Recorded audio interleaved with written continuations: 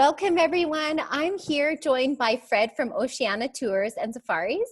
And it's such a pleasure to see Fred because last year about this time, Fred escorted myself and my husband on a tour out of Melbourne on the Great Ocean Road. And I have to tell you, he has so many wonderful memories of Fred, all of his stories. It was just the most enjoyable day. And so welcome, Fred.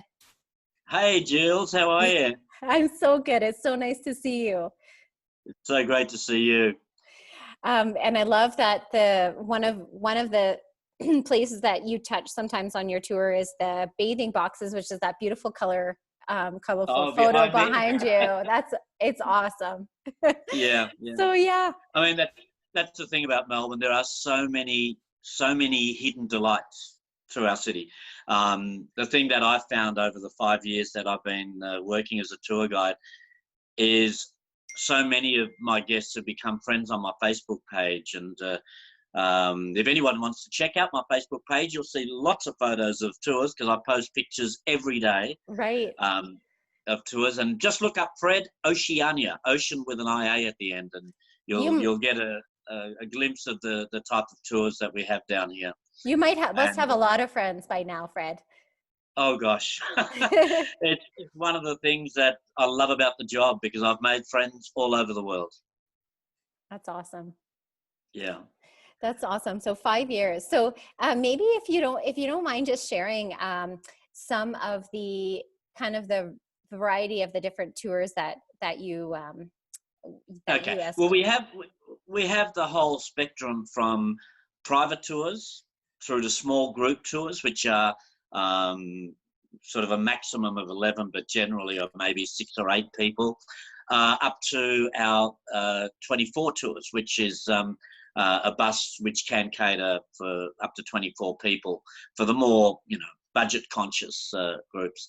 And the range of tours we have, for instance, a city tour, which is very, very popular in Melbourne because of the fact there is just so much to see and do in our city. A good example of that is when I first started this job, I was probably about 3 months in, and I've got 3 grown-up daughters. And I said to the girls, I said, let me take you on a city tour. And they laughed at me. Dad, we were born here. Seriously, what are you going to show us? It took me a few weeks. Finally, on a Sunday afternoon, I took them on the city tour. Can you believe for the next month, I was getting phone calls from one or the other. Oh, Dad, where do we go after this? What do we do after that? They were taking their own friends on city tours. Wow. And that's an example of just how much there is to see and do in Melbourne. I often say to my guests, you could spend a month here, see as much as you can. And I can guarantee you at the end of that month, I could take you on a tour and show you a whole lot of stuff you didn't even have any idea about. Yeah, I believe it. And that's one of the reasons a lot of the guests that have become friends on my Facebook page, I constantly get messages every day. Oh my gosh, I'm missing Melbourne so much. When we were going through the fires that I'm sure you heard about, not that we were affected that much down here in Victoria, but up in Queensland, New South Wales in particular, the number of messages I got from guests in Canada, USA, all through Europe, saying, Fred, we're thinking about you. Please stay safe. A lot of people just don't realise how big Australia is. Yeah, exactly. It's a massive country. We have 50,000 kilometres of coastline. Yeah. There are more than 10,000 beaches. Yeah, it's true. And then as well as that, it's such a diverse country. So getting back to the tours, we have a city tour. We have a Great Ocean Road tour, which is what you and Jason came on. We have a Phillip Island tour to see our world famous little penguins. We have a Yarra Valley Winery tour, Mornington Peninsula tour, and now we've introduced a new tour, which I probably would have to say is my favourite, which is the Best of Victoria tour, which combines the Great Ocean Road and the Phillip Island tour in the one tour. So we virtually do all the things that we did on the Great Ocean Road tour. And then instead of returning back to Melbourne that night, and as you know, that's a fairly long tour. It's a tour that's supposed to go for 11 hours, but I generally find I'm doing it for about 12 or 13. Right, yeah.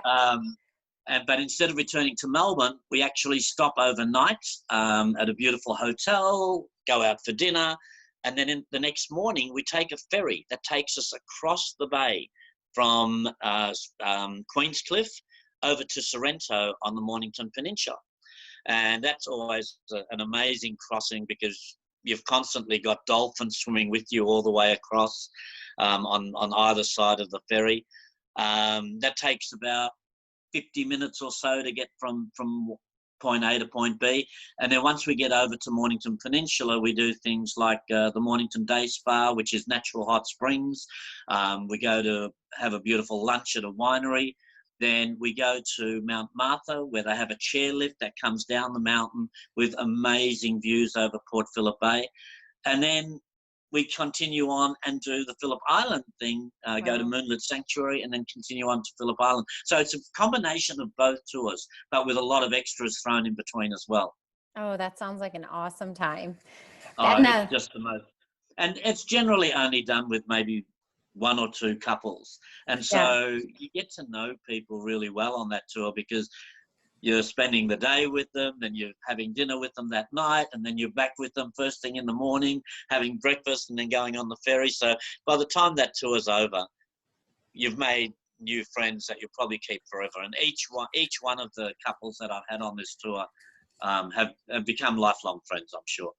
Oh, that's wonderful. I know it's something to share, like the bond of seeing like those experiences together. And I remember I asked you one time, like, do you do the same tour and you have so much energy and passion every time you do the tour, and you do, multiple of these tours throughout the year. And I remember you said what you said about that, like how you love to see your guests experience that for the first time.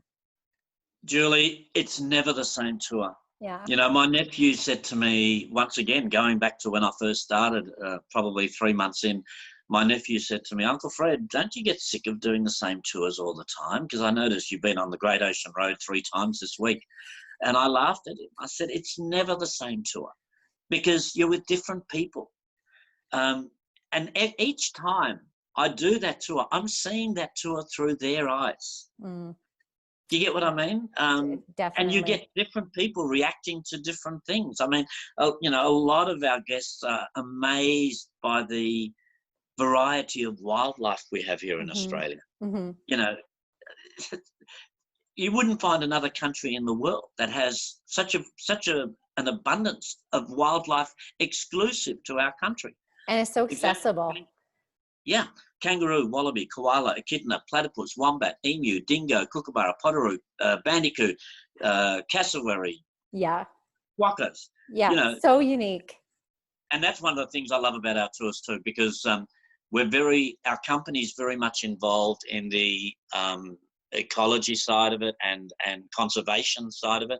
For instance, with our affiliation with the Ecology Centre on the Great Ocean Road, which you might remember, where we saw a lot of kangaroos, and also with Moonlit Sanctuary, which is something that we've only introduced a few months back, which is on part of the Phillip Island tour, where people get a lot of hands-on experience with a lot of these creatures that I just mentioned.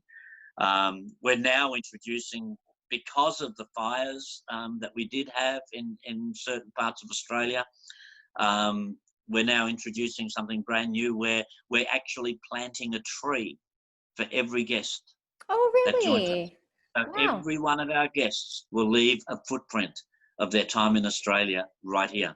Wow, so we're that's planting incredible. A tree for every single guest that comes on one of our tours. Oh, that's amazing. That's so good to hear. That's great. Yeah. Wow.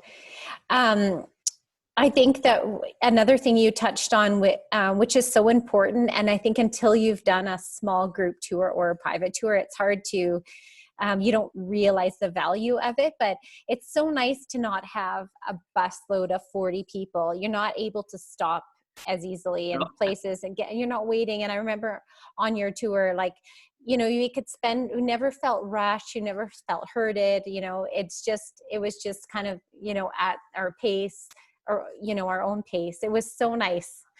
Yeah. Well, that's one of the things I think Sebastian, the company owner, one of the things he has always insisted on, he wants people that are passionate about what they're doing. Mm-hmm. And, you know, if you go on to TripAdvisor and look at our reviews, and to be honest, I've even been doing that at the moment. It's just looking back, and it reminds me of those particular guests. And one of the comments that I love seeing, and it happens so often, people will say, by the time we finished our tour with Fred, we felt we were leaving a friend.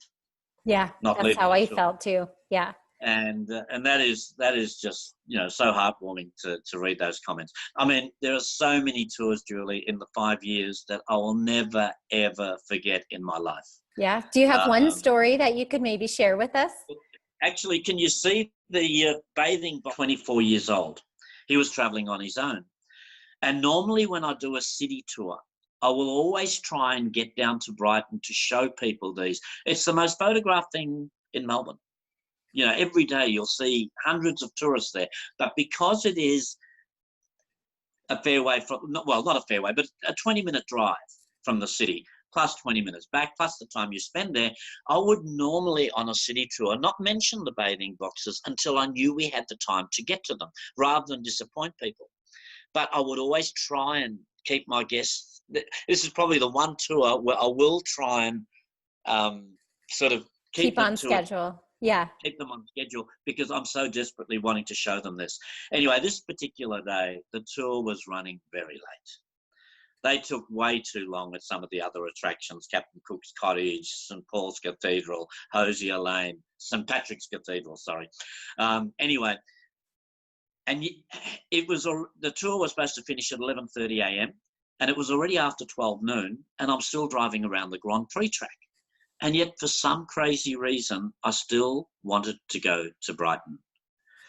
So I turned around to everyone and I said, guys, can I just ask, does anyone need to be back in the city for lunch, or does anyone have another tour this afternoon?